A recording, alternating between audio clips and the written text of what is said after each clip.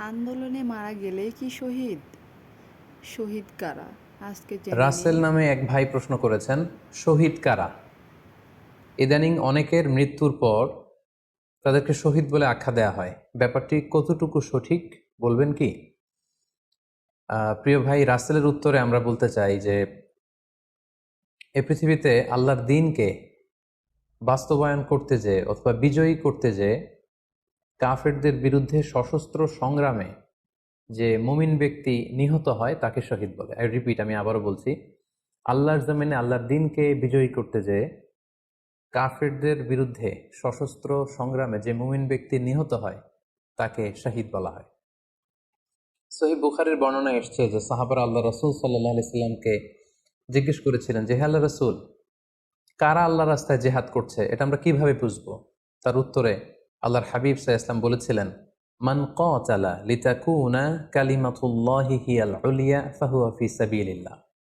যে ব্যক্তি আল্লাহর দ্বীনকে, আল্লাহর বিধানকে কিংবা আল্লাহর আইনকে বাস্তবায়নের জন্য, আল্লাহর দ্বীনকে বিজয়ের জন্য যে সংগ্রাম করে যাচ্ছে সেই আল্লাহর রাস্তায় আছে।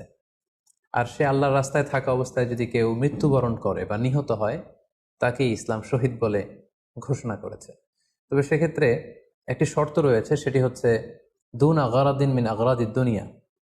দুনিয়ার কোনো কারণে, দুনিয়ার কোনো লোভে পড়ে, দুনিয়ার কোনো স্বার্থের জন্য যদি কেউ আল্লাহ রাস্তায় জেহাদ করে মৃত্যুবরণও করে, সেই শহীদের কোনো মর্যাদা বাদাম আল্লাহ আল্লাহ তাআলার কাছে নেই।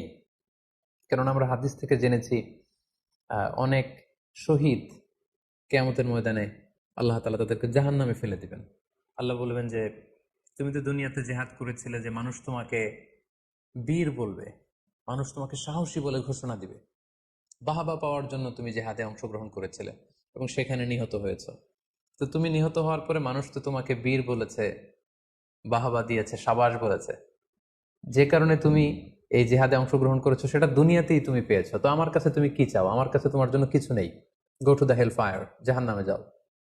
তাকে আল্লাহ তাআলা উপর করে জাহান নামে নিক্ষেপ করবেন।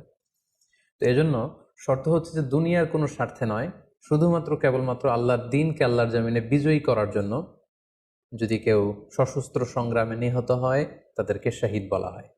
এখন প্রশ্ন হচ্ছে, যারা কাফেরদের বিরুদ্ধে জেহাদ করতে যেয়ে যুদ্ধে নিহত হলো তারা শহীদ, তারা ছাড়া কি আর কেউ শহীদ হতে পারবে না? এই প্রসঙ্গে আমরা বলবো যে বেসিকলি ইসলামী শরিয়াতে শহীদ দুই ধরনের। ইবনু হাজার আল আসকালানি উনিও শাহাদাতের প্রকারভেদ করতে যেয়ে বলেছেন যে শহীদ দুই প্রকার। একটা হচ্ছে শাহিদ উদ্দুনিয়া ওয়াল আখরা, যেটা আমরা বলেছি যারা আল্লাহ রাস্তায় নিহত হয়েছে তারা।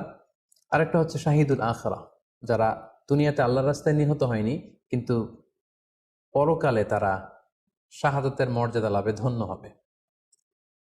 প্রথম প্রকার হচ্ছে শাহিদুদ দুনিয়া ওয়াল আখরা, যেটাকে আমরা বলি শাহাদাতে হাকিকি, মানে প্রকৃত শহীদ। এরাই হচ্ছে মূলত শহীদ। এদেরকে আল্লাহ তাআলা মৃত বলতে নিষেধ করেছেন। আল্লাহ তাআলা বলেছেন, ওয়ালা তাকুলু লিমান ইউকতালু ফি সাবিলিল্লাহি আমওয়াত বাল আহইয়া ওয়ালাকিন লা তাশউরুন। যারা আল্লাহর রাস্তায় জীবন দিয়ে নিহত হয়েছে তাদেরকে তোমরা মৃত বলো না, বরং তারা জীবিত। অন্য এক আয়াতে এসেছে, বাল আহিয়াউন ইনদা রাব্বিহিম ইউরযাকুন, তারা জীবিত এবং আল্লাহর কাছে তারা রিজিক প্রাপ্ত, আল্লাহ তাআলার পক্ষ থেকে তারা রিজিক প্রাপ্ত। তাদের মর্যাদা আল্লাহ তাআলার কাছে এত বেশি যে তাদেরকে নিহত হওয়ার পরে কোনো জানাজার আগে গোসল দিতে হয় না।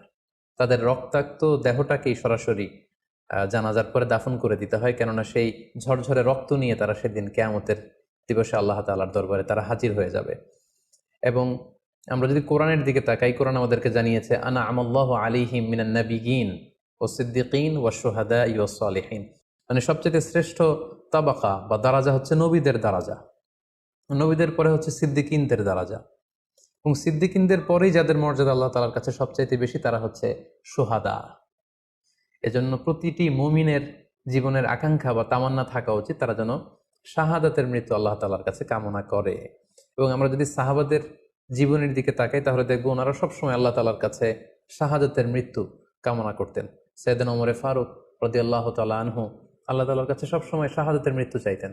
সহিহ বুখারীর বর্ণনায় এসেছে, ওমর ফারুক রাদিয়াল্লাহু তাআলা আনহু দোয়া করতেন আর বলতেন, আল্লাহুম্মা রযুকনি শাহাদাতান ফি সাবিলিক ওয়াজআল মাউতি ফি বালাদি রাসূলিক, মানে হে আল্লাহ, আপনি আমাকে শাহাদাতের মৃত্যু নসিব করুন এবং আপনার প্রিয় হাবিবের এই শহর মদিনা শহরে আমার মৃত্যু আপনি নসিব করুন।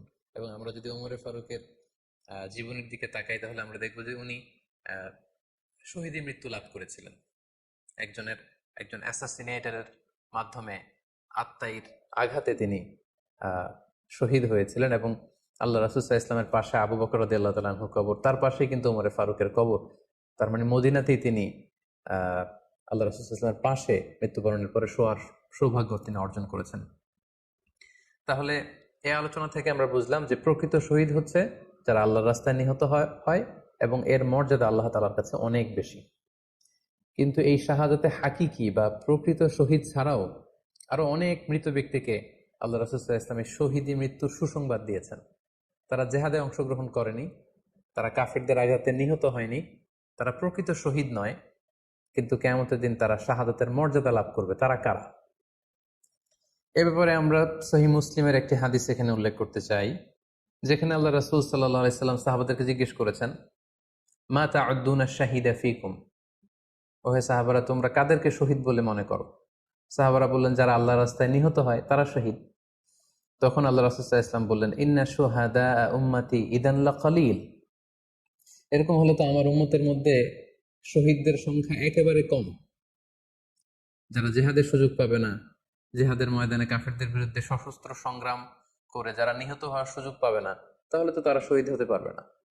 সাহাবারা এই কথা শুনে বললেন, ইয়া রাসূলুল্লাহ, তাহলে কারা শহীদ আপনি বলেন।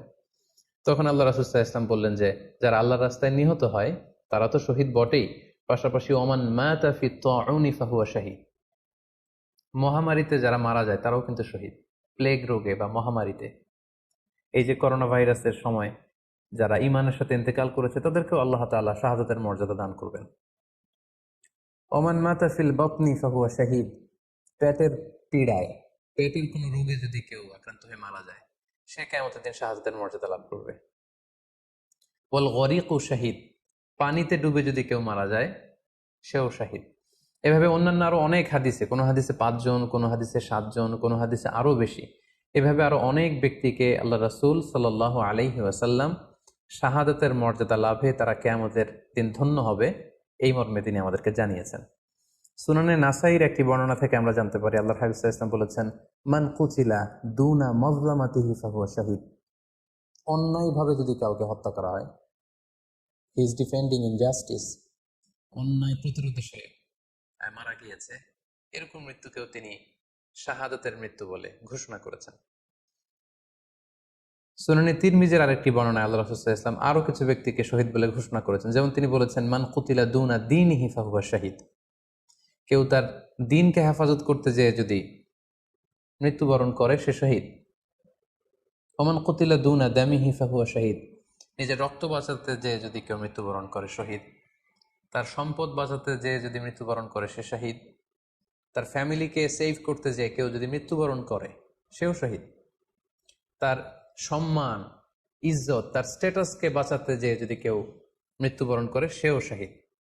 আরেক বর্ণনায় আমরা জানতে পারছি, আল্লাহ রাসূল সাল্লাল্লাহু আলাইহি ওয়াসাল্লাম বলেছেন, ওয়াসাহিবুল হাদমি ফাহুয়া শাহীদ, অর্থাৎ ধ্বংসস্তূপের নিচে চাপা পড়ে যদি কেউ মারা যায় বা কোনো দেয়ালের নিচে চাপা পড়ে যদি কেউ মারা যায় সে শহীদ।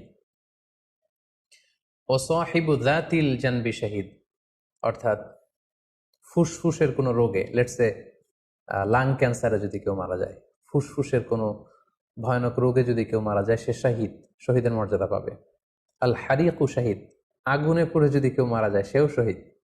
ওয়াল মারআতু তামুতু বিজুমঈন শাহীদ, বাচ্চা পেটে ধারণ করেছে, অর্থাৎ গর্ভবতী মা যদি এই প্রেগনেন্সির কারণে কিংবা বেবি ডেলিভারি করতে যেয়ে যদি মারা যায় সেও কিন্তু শহীদদের কাতারে দাঁড়াবে।